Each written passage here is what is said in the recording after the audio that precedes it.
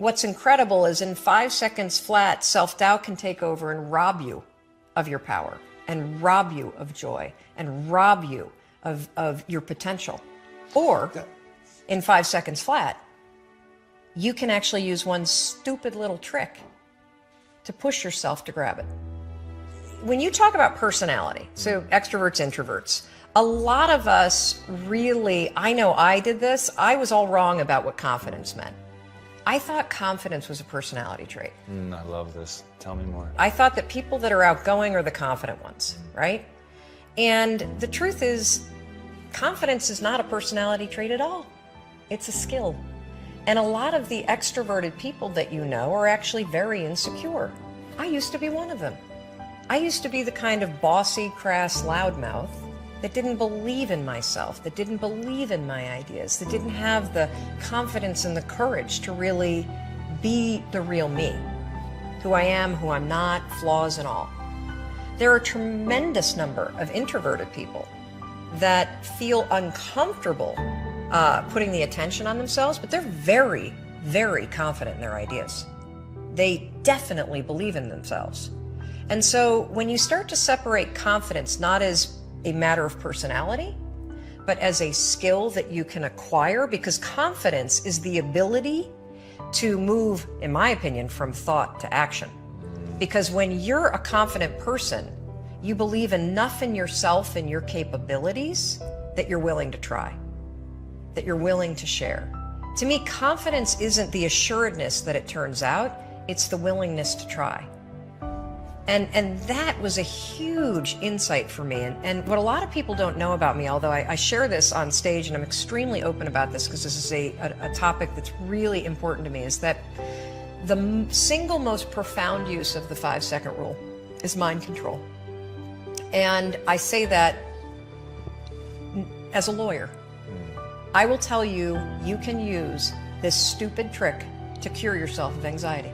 Yeah, I wanted to talk about that. So you struggled very profoundly with anxiety. So walk us through like some nuts and bolts of how you use the 5-second rule, because I think so my hypothesis and the reason we founded Impact Theory is that the world is living through 2 pandemics. The pandemic of the body, which everybody understands because it's so visual. Yep. Being overweight, dying of diet-related diseases such as diabetes and things like that. But because the second pandemic, the pandemic of the mind, is invisible, people don't realize how pervasive a suicide is, and I think it's the leading cause of death among young men. I mean, it's crazy. And then that there are ways that they can go about attacking that and fixing the problem. So walk us through that. Sure, I would love to. So first of all, I literally have struggled with anxiety my entire life. And anxiety, for this conversation, the way I define it is the habit of worrying spiraled out of control. You know, you may say that you are a worrier. That's not true. You have a habit of worrying. A habit is a pattern of behavior or thinking that you repeat without realizing it. So anxiety happens when that pattern of worrying about things spirals out of control, and now it starts to marry and manifest itself with physical sensations too. That's all that it is. I know that I say that's all that it is. Me personally, I struggled with anxiety, I think my entire life. It became quite acute when I was in my late teens and early 20s.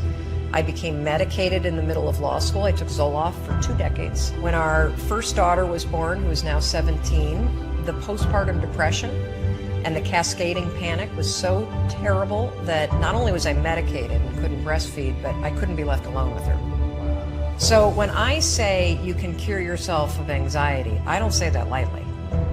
4 years ago, after I had been using the 5-second rule to change my behavior, how I spoke to my husband, how I negotiate in business meetings, how I conduct sales, the kind of parent that I am, my health habits, my eating habits, curbing the drinking, I thought, I wonder if I can use this 5, 4, 3, 2, 1 thing to get control of my thought patterns. Not my behavior patterns, my thought patterns. Yes, you can. So we're gonna build this conversation. because I want to start with something we can all relate to, and that is, how do you stop worrying and how do you stop listening to self-doubt?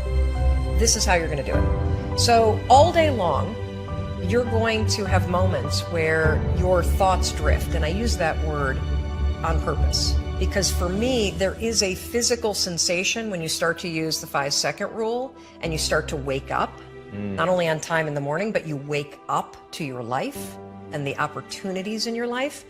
Your thoughts drift. Like, you'll just be hanging out with your friends and then suddenly you're like, I'm not sure that person likes me anymore. I haven't heard from my kids lately. I wonder if they're dead, or, as a check, like, you just start worrying about stuff. Why? Because it's a habit. Because when you're not paying attention, your brain shifts from you being a decision maker and paying attention to you just kind of spinning things on autopilot, and one of your habits is worrying. The second you wake up and you notice, holy cow, I'm talking some negative garbage to myself right now.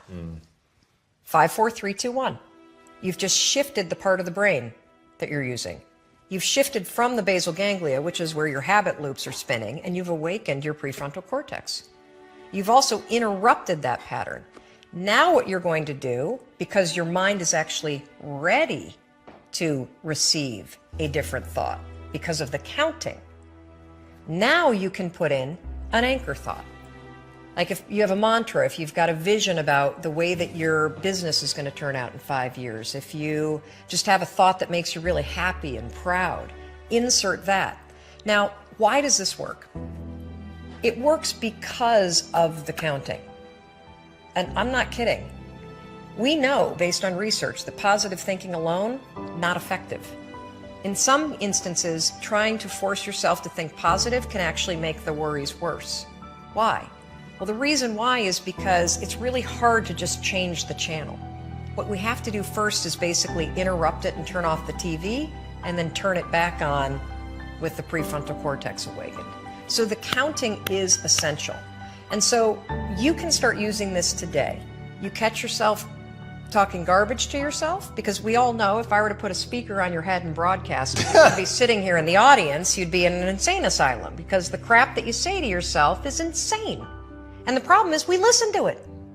You'll be in a sales meeting and you'll be undermining yourself. They're not going to buy. Oh my gosh, I'm in trouble. You're not even present. 5, 4, 3, 2, 1. Switch it back. Get back to that vision that you have about toasting your success, or this customer being really happy, or you being proud of yourself. Whatever that vision may be, you can control your thoughts. And this is not just us talking about it. This is a tool that you can use. So let's take it a step further. So worrying, if you let it go unchecked, what will happen is you will get used to worrying. You will get used to living in a state where you're slightly agitated all the time. Let me talk a little bit about agitation. So what we know based on research is that physically in your body, so physiologically, being excited is the exact same thing as being afraid. Let me say that again, because it is so important. In your body, being excited is the exact same thing as being afraid. Your body doesn't know the damn difference. Your heart races, your armpits sweat, you're like, you may get tight in your throat. Your cheeks may get pink like mine do when I get excited. The only difference between excitement and fear is what your brain says. And the problem is, if you have a habit of worrying, guess what you're going to tell yourself is going on? That you're like freaking out, that you're not excited, that something must be wrong. Oh gosh, why would you say something's wrong? Because you got a habit of saying that all the time. Even as I became a speaker for a living, or I'd be on CNN, when I first started doing it, I would be freaking out backstage. But even though, just last week, he's standing backstage, about to go on, 8,000 people, heart races, armpit sweat, my hands get clammy. I'm not nervous though, not at all. I'm excited. And so I developed this technique, and research out of Harvard, not based on my technique, but something very similar, proves that if you basically, right before you're about to do something, take a test, run a race, public speaking, a business negotiation, ask somebody to marry you, whatever it may be that gets your heart racing, just do this. Go, I'm excited. I'm excited to give that speech. I'm excited to ask him or her. I'm excited to do this race. I'm excited. Because what happens is you give your brain context, so your brain doesn't escalate the stuff going on in your body. Your brain's not worried. Make sense? Yeah. So you can combine this with the 5-second rule. So we know how to do worrying. You catch your thoughts drift. 5, 4, 3, 2, 1, anchor thought. If you start to feel your heart racing, 5, 4, 3, 2, 1 to awaken the prefrontal cortex, and then start going, I'm really excited to do this. I'm really excited to do this. Another technique that you can use is ask, I think they call it interrogatory questions, where instead of giving yourself a pep talk, say, well, why am I ready to do this? Why am I ready? Because that'll force you to answer the question, which then convinces you. So why am I ready to close this sale? Why am I ready to give this speech? Why am I ready? So those are two strategies that you can use backed by science that are proven to actually make your performance be much better. Now let's take it a step further to anxiety. So anxiety is what happens when the habit of worrying spins out of control, your body gets really agitated, and then you allow your mind to escalate it into a full-blown panic attack. So for those of you that have not had the pleasure of having a panic attack, let me explain what it's like. So have you ever been in your car and you're driving down the road and you go to change lanes and all of a sudden there's like, oh my God, there's a car right there, right? And you swerve a little bit and then your heart's like, and you may sweat a little bit and you grip the wheel really tight and you're super locked in on the road ahead of you. But then that car pulls away and the near miss scenario passes and your mind starts going, okay, you're all right now. Right. You're all right now. That's it. That's all. That's what a panic attack is, only it happens while you're standing in front of your coffee pot. Seriously. You have that same, oh my God, what about that? And your heart's racing, and the problem for your brain is that your brain can't look around and say, holy cow, we almost got hit by a car. Right. Your brain's saying, what the hell is wrong with her? She's making coffee and she's freaking out. And so now your brain has a problem, because what's your brain's job? It's designed to protect you. So your brain will now do whatever it can to magnify the problem. Remember, we talked about the spotlight effect. It'll start telling you all kinds of crazy stuff because it can't figure out contextually what the hell's going on. She's just making coffee, now her heart is racing and she's breathing really. Holy cow, maybe she is having a heart attack. A lot of people that have panic attacks say, I think I'm dying, oh my God, what's happening? Wow. Or you'll see them do the deer in the headlights thing where they got to get out of the room. That is the spotlight effect in your brain, now taking control and magnifying everything to get you out of whatever it was. So here's how you use the 5-second rule.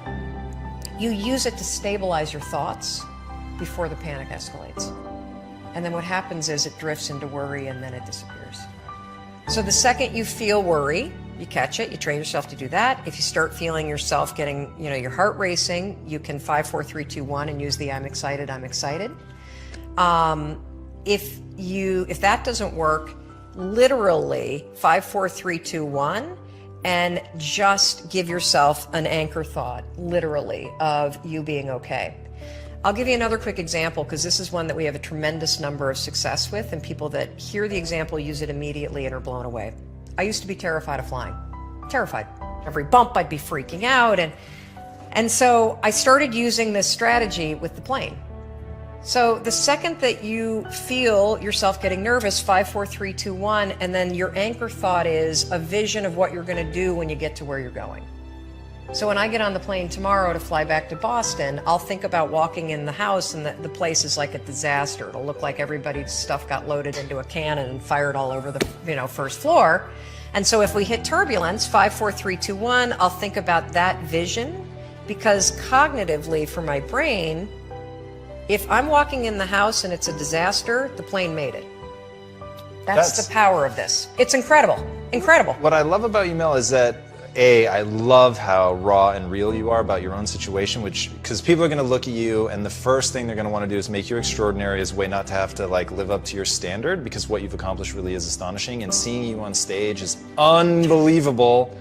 Unbelievable. You're so good at that, and I know that it comes from working your ass off, but wow, it's very, very impressive. Thank you. But then that you use techniques, that you've got answers for, how have I done this? I've done it like this. And I've had guests sit across from me that's not their shtick, right? They have done truly extraordinary things with their life, but they seem just totally blind to how they did it. And the fact that you can walk people through it is so cool. Well, I think we're all flawed. And that's the beauty of who you are. And instead of trying to make yourself perfect in every area, it's so much easier when you accept the things that you're terrible at, or that are your weaknesses, or that are the things about your wiring. Look, if I were diabetic, I would take insulin. I happen to be somebody that's wired for anxiety. No big deal. So figure out how to, instead of fighting those things, actually trick it. Because the truth is that you're never going to feel ready to make these changes. You're never going to feel like doing them, but you can always make a decision. That's always in your control. Staying with somebody that treats you like garbage is a decision. It is. Staying at a job that you hate is a decision. Staying in the body that you are not proud of is a decision. Is it going to be easy? No, it's not going to be easy to change. It's simple. Do a Google search and then use the 5-second rule to force yourself to do that stuff. Change comes down to 5-second decisions, and this is why the 5-second rule is important for everybody to know. It's your job to push yourself. And I don't care if you're Dr. Martin Luther King Jr., or you're Michelangelo, or you're Lin-Manuel Miranda, who wrote Hamilton, you will struggle with self-doubt. And everybody that you admire, everybody, and the list is the same for everybody. Oh, Oprah Winfrey, and I want to be like, Tom, and I want to be like, Branson, and I want to be like Jay-Z, and I want, everybody's list is the same. Bill Gates, and do you know what those people do? They do not have the habit of hesitating. They trust themselves. In today's world, where you have the internet, you can literally learn, launch, do anything. Anything. The only thing that's truly stopping you are the limiting patterns that you think, the self-doubt, the fear, the habits that you have. And you can break them.